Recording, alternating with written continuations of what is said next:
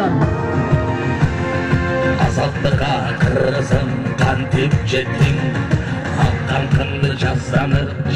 Ош шаарынын тургундары Азаттык партиясынын курамын жылуу маанайда тосуп алышты. Эл оозунан түшпөй, калк арасында кадыр тапкан легендарлуу парламенттин депутаты Азаттык партиясынан жогорку кеңешке талапкер Медеткан Шеримкулов сөз сүйлөп, мында ал өз сөзүндө мол тажрыйба менен жаш талапкерлерге акыл насаатын берүү менен бирге парламенттин акыркы учурда жоголгон кадыр баркын көтөрүү максаты бар экенин билдирди.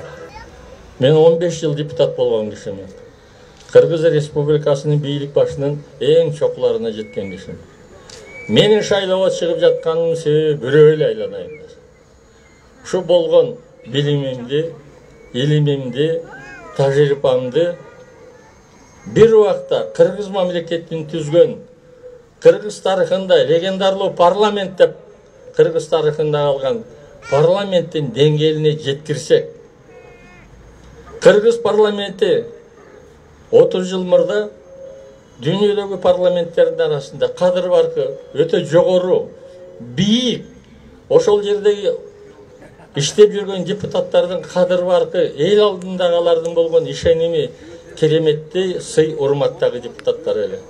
Менин оюм, менин пикирим, колдон келсе, мына келе жаткан жаңы парламенттик шайлоого өзүңүздөр татыктуу кишилерди шайласаңар, ошол парламенттин кадыр баркын көтөрсөк деген ой. Талапкерлер менен жарыша сөз сүйлөгө чыккан ордолуу Ош шаарынын тургундары Азаттык партиясынын өзгөчөлүктөрүнө токтолду. Мында кала калкынын көпчүлүгү дал ушул партияга добуш берүүгө ынтызар экенин билдирип, башкаларды да Азаттык партиясын колдоого чакырышты. Мында чогулгандар ар бир айтылган программаны коштоп, кол чабышып, реалдуу жана келечектүү деп баа беришти. Урматтуу агайын туугандар, мен ишенем. Калыс тандоо жүргүзөсүңөр. Анткени агир арнамыз сатылбагандай эле добуш дагы сатылбайт. Бийлик силердики. Партиядан силер добуш берип ишеним көргөзгөн ар бир атуу силердин парламентте отурган гана өкүлүңөрбүз. Ошон үчүн туура тандагыла өкүлдөрдү.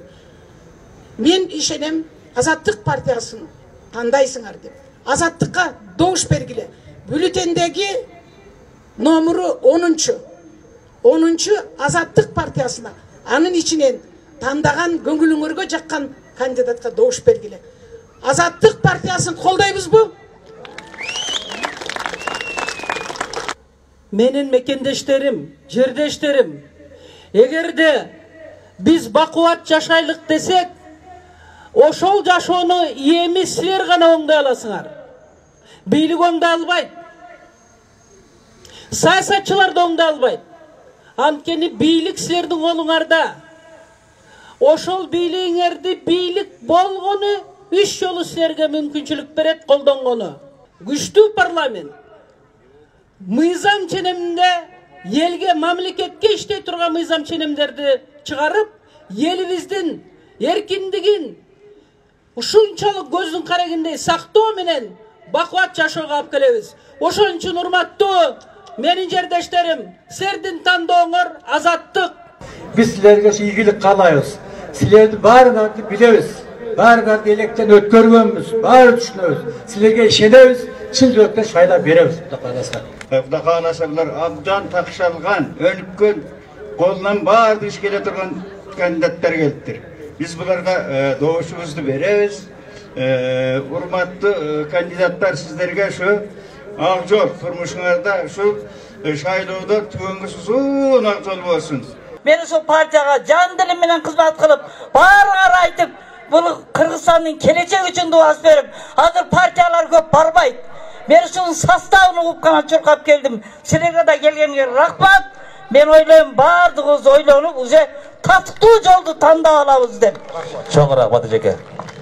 Борбордук аянтка чогулган шаардыктар үчүн эркин форматта жолугуш өткөрүлүп, өздөрү кызыккан суроолорго да жооп алууга мүмкүнчүлүк түзүлдү. Келген коноктор акыркы өлкөдөгү кырдаал, эртеңки келечек, элди кыйынчылыкка түрткөн кымбатчылык, экономика боюнча да бир катар суроолорду берип, жоопторун угушту. İşteş gerek, işti bile biliş gerek. Kadr tanıganda A degende B degende bilbegen kadrdı koyboş gerek. Tanışımda alıp barıp koyboş gerek. Tatıktı kadr barın çeçet. Ekinci, kreditke amnistiya bergen gраждандарга дейт, ушул мыйзам колдойсузбу дейт. Mikrokreditin kampanyalardan 30%, 40% 60%'den bardığın geçiş gerek. Sebep degende elge bere turgan kreditin payızı 6%, 5%'dan ötken kredit al kelecekке bankrot kap keledi. Qanday gana nerse kalbayız. Aylık çarpasından 1%'den aşpaş gerek. Mal bağış, yer aydaş, jana başka 1%'dan ötken kredit al özünü öz aqtabaydı. Ушул Азаттык партиясы гана жеңишке жеткирет. Азаттык партиясы жумушсуздуктан бошотот. Азаттык партиясы бардыгын айлык акы, пенсия пособияга карата көтөрүлө турган мыйзам жазат.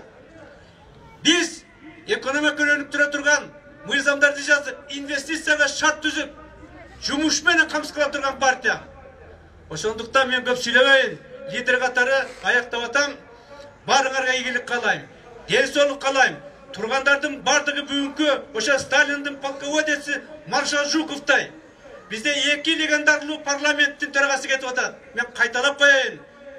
Жалпы элге, кыргыз элине легендарлуу парламенттин төрагасы Шеримкулов деп айттык, кайталап да бир жолу. Экинчи кыргыз жаңы тарыхындагы легендарлуу парламент эч кимге баш ийбеген парламентте мурун көтөргөн Ахметбек Келдибековдин кетип атат. Булар Жуковтар, калгандары бардыгы Рокоссовский, Конев, Василевский, келечекте полководецтер. Мына ошолор гана жеңишке алып барат. Кыргыз элин азаттыкка чыгарат. Жолугушунун соңунда келген шаар тургундары өз каалоо тилектерин билдирип, Азаттык партиясын жана анын курамын толук шайлай тургандыгын айтып, бак батасын беришти. Азаттык партиясынан жогорку кеңешке аттанган Бакыт Калмаматовго ат мингизип, камчысын колуна карматып, элдин жүгүн мойнуна артып, карапайым адамдардын көйгөйлөрүн жогорку трибунадан айтып турууга милдеттендирди. Найза болгула. Биз азаттык учу болобуз.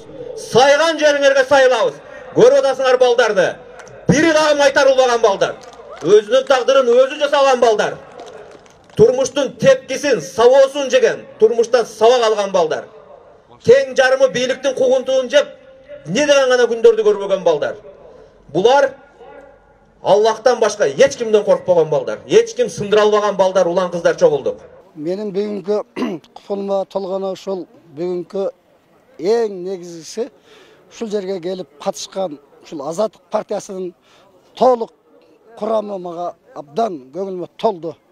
Булардын ар бир сүйлөгөн сөздөрү Медеткан Шеримкулов, Ахметбек Келдибеков, Бакыт Калмаматов, Ибрагим Жунусовдордун, Мыктыбек Арстанбековдордун бардыгы эле мына өзүнүн оштун бир жаш ушул депутат талапкерлер сөйлөдү, мага абдан жакты.